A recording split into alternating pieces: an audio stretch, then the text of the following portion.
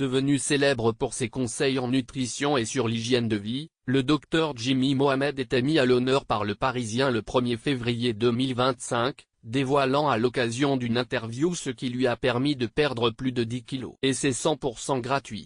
Présent dans le magazine de la santé qu'il présente sur France 5 et au micro du podcast Ça va beaucoup mieux, diffusé sur RTL, le docteur Jimmy Mohamed est devenu incontournable sur le petit écran. Prodiguant de multiples conseils à chacune de ses prises de parole, son interview publiée dans Le Parisien le 1er février 2025 n'a pas échappé à la règle, offrant à l'homme de santé une tribune pour dévoiler l'un de ses conseils miracles pour perdre du poids. Car s'il donne des conseils à ses audiences sur leur hygiène de vie, le docteur est lui-même passé par l'étape de la perte de poids, qu'il a réussi haut la main.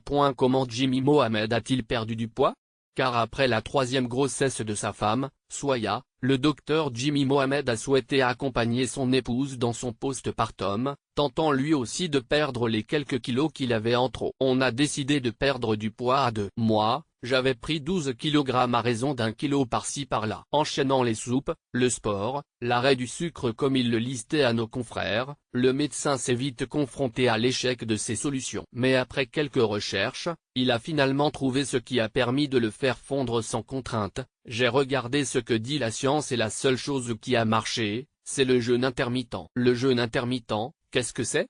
Le jeûne intermittent consiste à définir des périodes de restriction et des périodes d'alimentation normale. Le plus souvent, c'est le format 16/8 qui est choisi, soit 16 heures de jeûne contre 8 heures d'alimentation normale. Un rythme à tenir, qui demande une certaine discipline, mais qui a permis au médecin de perdre les 12 kilos qu'il jugeait en trop. Dans son cas, cela a consisté à sauter le petit déjeuner, repas faussement obligatoire d'après lui.